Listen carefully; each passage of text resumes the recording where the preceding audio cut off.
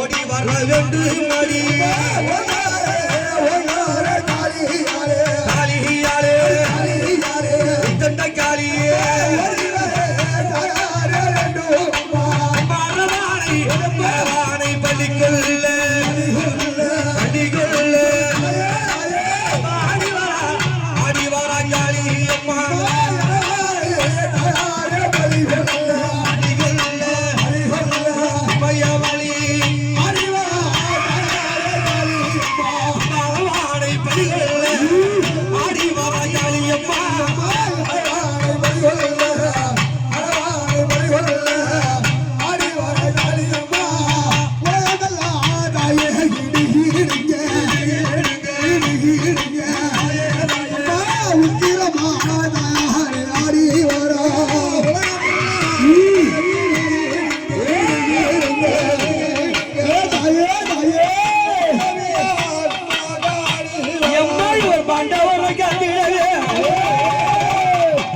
பலிகொள்ள வர கால பலி கேட்டு வர அரவானை பலிகொள்ள யாக்கார காளியம்மா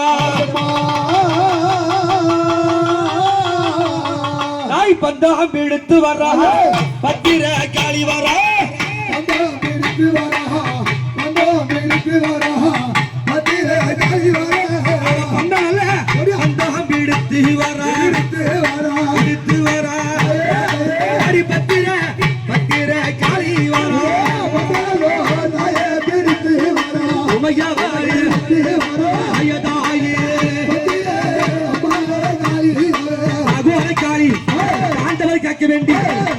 அரவானை பலிகொள்ள பத்திரகாளி எப்படி இவ எட்டுக்கர கொண்டா வாழா அவ எழுந்தாடி வாழாளம்மா எட்டுக்கர கொண்டா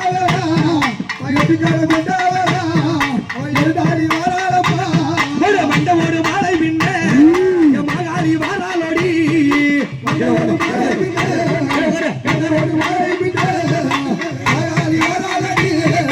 மண்ட போட்டி மாலை மின்னே மகாளியா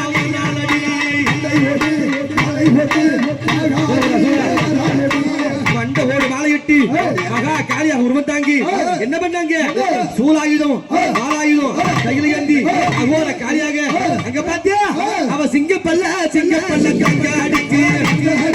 கங்க அடித்து அவ சீறி வரா என்னாய காளி அம்மா சிங்கப்பல்ல தங்க அடித்து அங்கடித்து காளி தீரி சூழி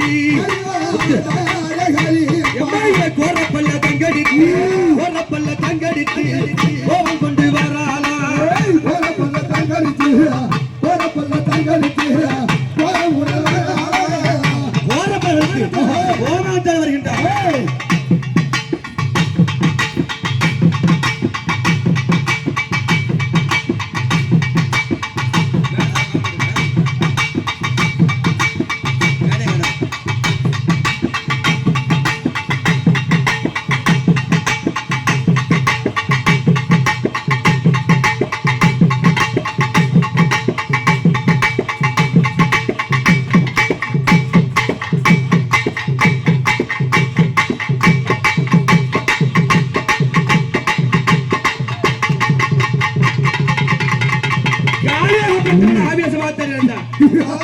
அழைத்து வந்தார் கண்ணே அரவான் அப்பா வா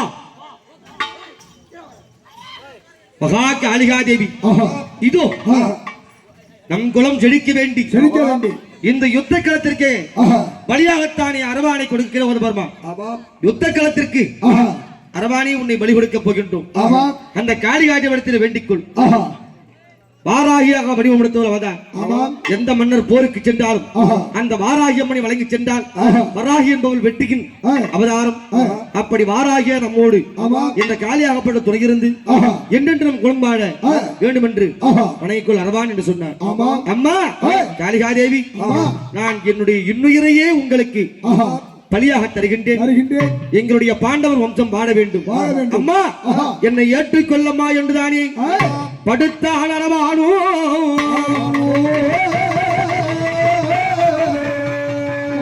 கண்ணே அரவான் உன்னை கொல்ல வேண்டும் என்பது என்னுடைய நோக்கம் கிடையாது 32 லட்சம் 32 அழகு அழகு முன்னழகு பின்னழகு மார்பிலே மச்சரேகை பல்லிலே பரிசு வீணை இப்படிப்பட்ட ஆனால் அழகர் என்று சொல்ல முடியாத அரவான் உன்னை பழி கேட்கும் காரணமே 32 அழகுள்ள ஒரு ஆண்மகனை படி கொடுத்தால்தான் இந்த 18 நாள் பாரத போரிலே பஞ்ச பாண்டவர்கள் வெற்றி பெற முடியும்.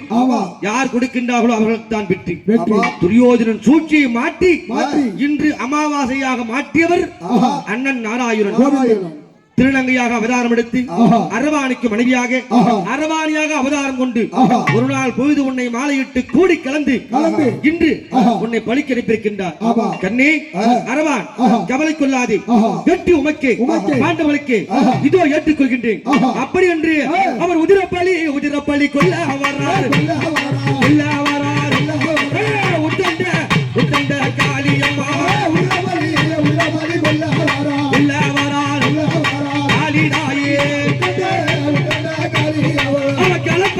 களப்பள்ளி கொல்ல வராள் அடி கட்டழகி காளியம்மா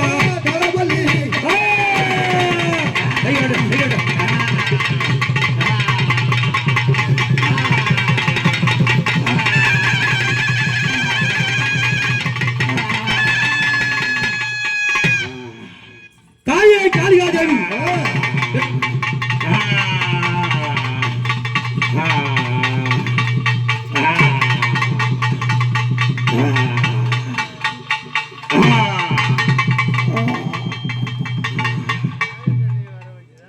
மகாகாளி ஹட்டானி அம்பாள் அவதாரம் கொண்டு அரவானை பலி கொண்டு பாண்டவர்களே முதல் களப்பலி கொடுத்தீர்கள். வெற்றி உங்களுக்கு, அஞ்ச வேண்டாம். அப்படி என்று அண்ணன் நாராயணனை அழைக்கின்றார். காளிக்கு பலி கொடுத்த அந்த களப்பலியிலே நாராயணனை அழைக்கின்றார். நாராயணனும் ஒரு நாள் இருந்தாலும் அந்த அரவானுக்கு மனைவியாக அரவாணியாகத்தானே அவதாரம் கொண்டு விட்டோமே. அப்படி என்று அந்த உருவத்தோடு விருதலை கொந்தலோடு அரவாணியாகத்தானே அவதாரம் கொண்ட திருநங்கையாக விளங்கும்படியான எம்பெருமான் நாராயணன் ஓடி வந்து அடித்தருகின்றான். ஐயா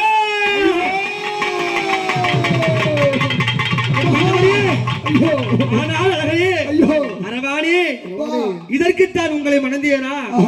ஒரு நாள் வாழ்ந்து மறுநாள் விதவை கோலம் போலத்தான் உங்களை மணந்து கொண்டேனா? ஐயோ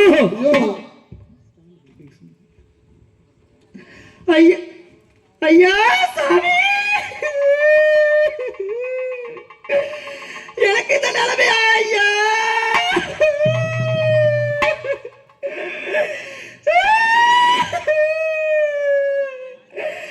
எந்த பொண்ணுக்கும் வராத சோதனைகளுக்கு வந்துருச்சு ஐயா. அன்னைக்கே தாலி கட்டி அன்னைக்கே விதவ கோலமா எனக்கு ஒட்டு மஞ்ச வரல மஞ்ச இந்த பத்தி நீங்க பூசு மஞ்ச எனக்கு ஒட்டு மஞ்ச வரல மஞ்ச இந்த பத்தி நீங்க பூசு மஞ்ச இந்த பத்தினிய தாலி வாங்க என் பங்காளிக்கு சம்மதம்மா. ஏ பத்தினிய தாலி வாங்க என் பங்காளிக்கு சம்மதம்மா. ஐயா எனக்கு கல்லு மேல கல்லடிக்க காளி கல்ல தானடிக்க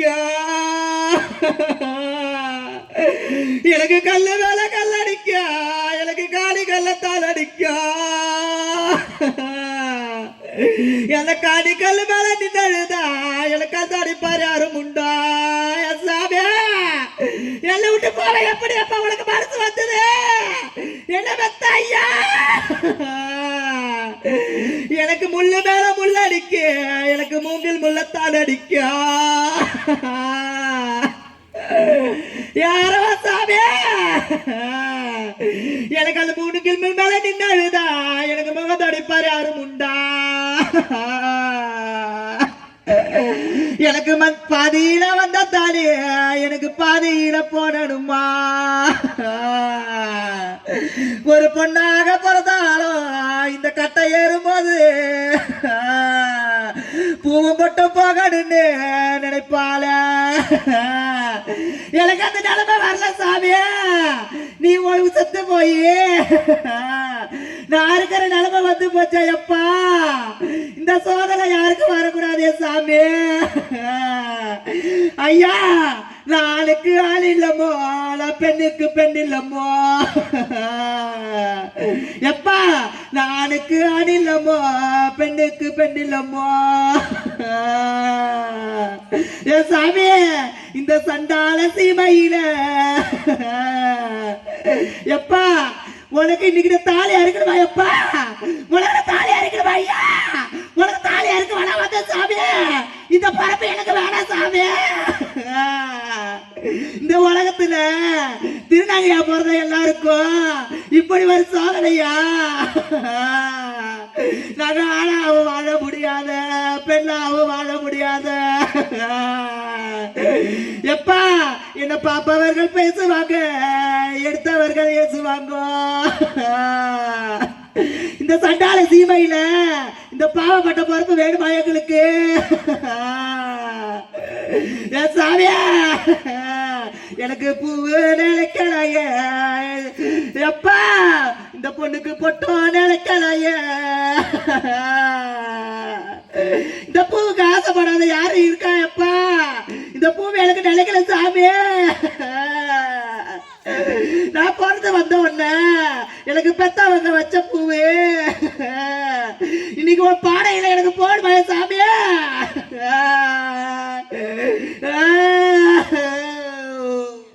இப்படியாகத்தானே அழுது புலம்பினார் எம்பெருமான் நாராயணன்.